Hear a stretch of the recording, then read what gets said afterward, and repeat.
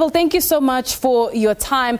I mean, what has been encouraging over the past couple of days is the ongoing efforts by business and community members and even ordinary South Africans to try and help as much as they can to, send food and various other necessities to KZN. And I'm sure that's encouraging for you. But the hard work starts now. What are some of the issues you're seeing at this point from your perspective on the ground?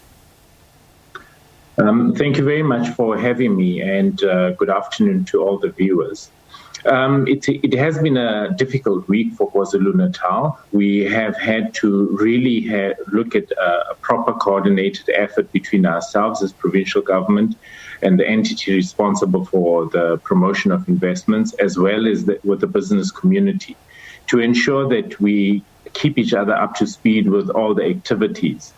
The business community has been resilient, and they've been quite progressive from a KwaZulu-Natal perspective. Not only have we received, of course, support from outside the province, but our very own businesses in KwaZulu-Natal have really shown courage during this period.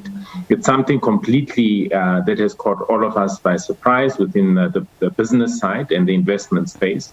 But our business people are really committed to remaining in the country, remaining in KwaZulu-Natal, and that is very, very encouraging. Right. So I suppose the other task that you have to do is that once we are able to get all the supply chain aspects sorted out and sorting out some of the humanitarian issues which may arise from people not getting food packages, is that you want to encourage investors that KZN is a safe place to do business and everybody's assets will be protected. How hard or easy will that be for your agency at this point? Look, there is no doubt that South Africa as a country has been broadcast all over the world. I've had calls from people globally wanting to know what is going on, etc. But in essence, from our assessment and from those that we are engaging, I already have 2 clients, global clients, whom we were to finalize their investment in KwaZulu-Natal last week. I engaged with them this morning, and they've given an indication that they are keen to continue with KwaZulu-Natal.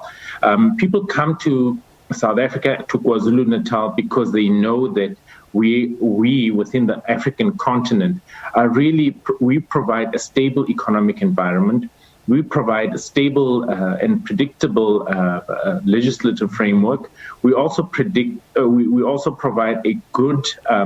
We also provide good infrastructure for them to do business, for them to be able to actually penetrate the rest of the African continent. As a result of that, it makes it a lot easier for us to continue engaging with clients. But having said that, one can't be oblivious of the fact that this negative publicity has really impacted also in terms of the climate of doing business in KwaZulu-Natal. So it really would require a lot of work from our side to ensure that we continue engaging with the global market in the marketing and the positioning of KwaZulu-Natal. Those efforts are going to be accelerated by the provincial government. It forms part of our economic recovery plan.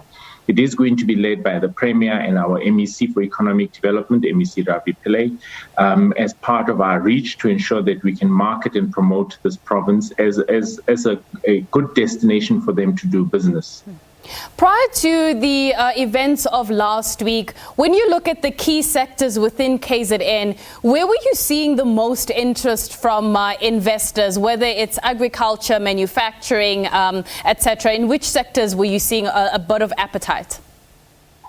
The greatest appetite is most certainly within the manufacturing space. And in particular, the clients that I was talking about, specifically looking at the aviation sector, parts and components for the aerospace sector, and another client in the chemical sector. So those are clients that I was currently engaging with at the moment.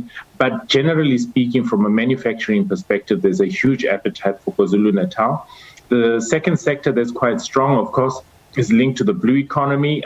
But in particular, we are aggressively looking at the aquaculture sector for the province, particularly being close to the coastline.